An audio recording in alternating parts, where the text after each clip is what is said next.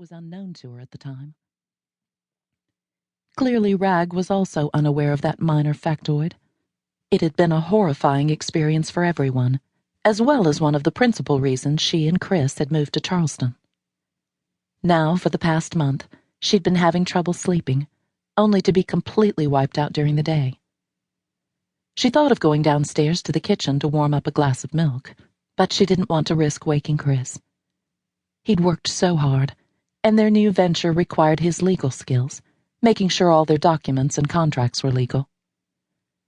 But he continued to tell her he wanted to be a farmer, and she now believed him. She remembered his telling her this when they lived in Los Angeles, but she hadn't believed him then. Of course, they had only been friends at the time, and he was her stepbrother, but not in a gross way. Her mother and Garland were married for a short period of time. Chris had been away at college. She'd been a teenager, spending time with her girlfriends, shopping, going to movies, gabbing. Before she knew it, Garland had passed away. She and her mother, whom everyone called Toots, had moved into the house, which her mother would share many years later with Abby's 3 godmothers. Finally, Abby started to get drowsy, and she turned out the light and curled up beneath the sheets. She drifted off to sleep quickly.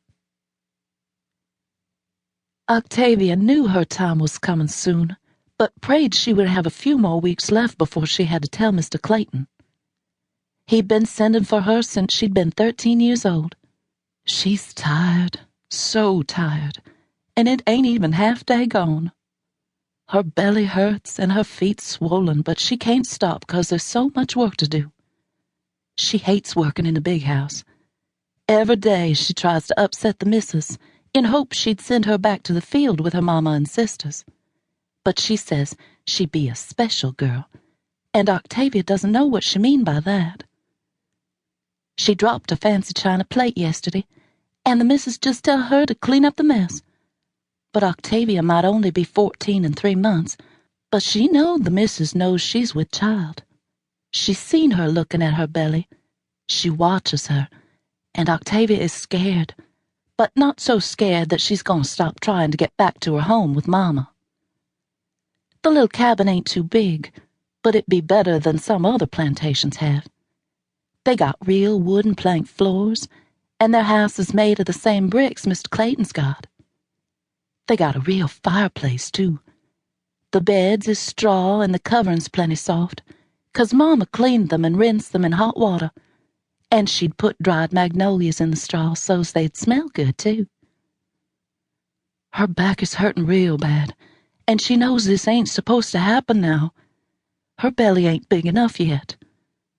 How she wishes she could slip away to see Mama. She'd know what was ailing her, and what to do. Octavia is gonna go see her Mama tonight. After the missus and Mr. Clayton go to sleep, she'll slip out through the kitchen door. Soon as she finishes her duties, she'll go. She hopes Mr. Clayton doesn't want to visit her tonight. She hates him. He crawls on top of her like she's an animal. Them sounds he makes scare her, too. His breath is hot and smells of tobacco. No, he'd been to see her last night. Maybe Telly would get a visit tonight. Telly was only 12 and 4 months. Octavia felt sorry for her, but she couldn't stop Mr. Clayton from crawling on top of her any more than she could stop him from crawling on herself. She prays every night that he would die. She knows it's wrong to pray for bad things, but Mr. Clayton is a mean, bad man. He likes to use the whip on the men working in the fields. Her daddy had thick, ropey scars on his back and arms from Mr. Clayton's whip. Mama would cry when she see them.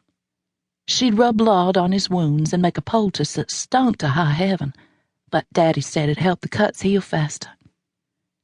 Octavia knows as soon as he be healed, Mr. Clayton will rip him open again. And Mr. Clayton will laugh. She hates him, and she hates the baby in her belly. A sharp pain rips through her back. She grabs the kitchen chair to keep from keeling over. She takes a deep breath, and the pain eases up. As soon as the pain's gone, she turns to head upstairs to turn down the beds, and another pain hits her in the belly.